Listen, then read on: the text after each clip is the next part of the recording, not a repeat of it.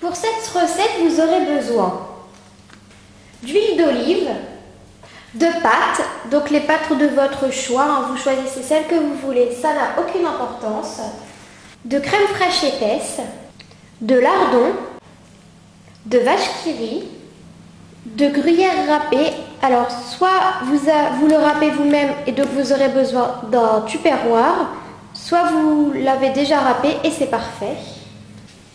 Ensuite vous aurez besoin de plusieurs plats. Tout d'abord un saladier, ensuite un plat pour mettre le gratin dans le four, une poêle pour faire cuire les lardons et une casserole pour faire cuire les pâtes.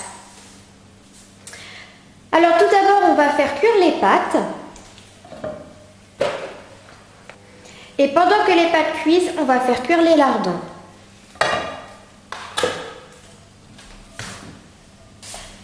Pendant que tout ça cuit, on va râper le gruyère.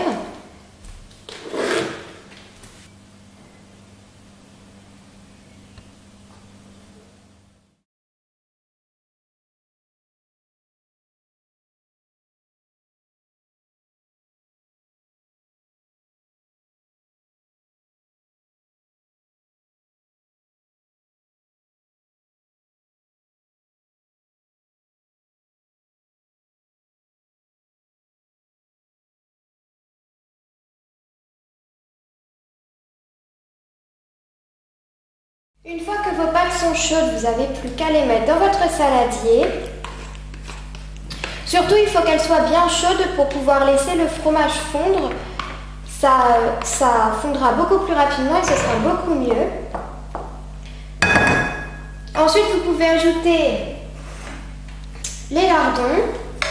Alors moi, j'ai choisi de mettre des lardons, mais vous pouvez très bien mettre autre chose, hein. Vous pouvez mettre du jambon, du blanc de poulet, des saucisses... Enfin, ce que vous voulez. Moi, j'ai mis ça, mais c'est vraiment à votre guise. Vous mélangez bien. Ensuite, on met une cuillère à soupe d'huile d'olive. Voilà. Là, je vais peut-être en mettre 2 parce qu'il y a beaucoup de pâtes, mais vous jugez après en fonction de votre quantité de pâtes. Et bon, là, c'est vrai que du coup, je vais mettre 2 cuillères à soupe d'huile. Vous mélangez bien. Ensuite, on met les 8 portions de vache qui rit. En fait, en fonction de si vous voulez que vos pâtes sentent beaucoup la vache qui rit, vous mettez plus ou moins de vache qui rit. Donc, moi, je vais voir en fait, parce que comme je ne sais pas trop ce que ça va donner, c'est que la deuxième fois que je fais cette recette. Alors bon, c'est un peu pas encore très au point, mais bon, ça devrait aller. Donc ensuite, vous mélangez bien. N'oubliez pas d'allumer votre four avant de faire cuire vos pâtes. Comme ça, dès que vos pâtes elles sont cuites, eh bien, vous pouvez directement les mettre dans le four. Donc, il ne précise pas, à combien il faut les mettre. Mais bon, moi, je les ai mis au maximum. Comme ça cuira beaucoup plus vite. Mais bon, il faut quand même vérifier. Et c'est en fonction de votre four, entre 10 et 15 minutes de cuisson. Donc, après, vous verrez de toute façon.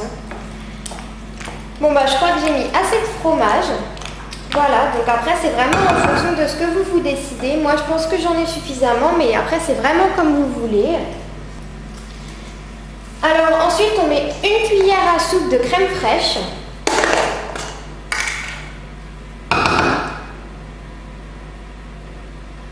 Voilà, donc ça devrait être bon à peu près. Donc on remélange.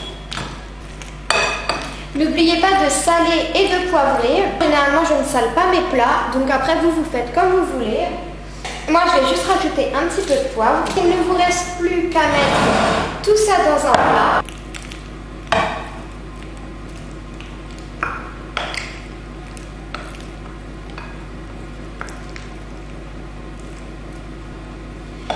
Et ensuite, vous n'avez plus qu'à mettre le gruyère pour finir.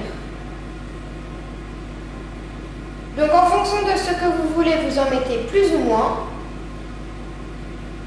Maintenant, il ne vous reste plus qu'à mettre dans le four et à attendre que ça cuise. Et puis bien sûr, en attendant, vous n'avez plus qu'à tout ranger.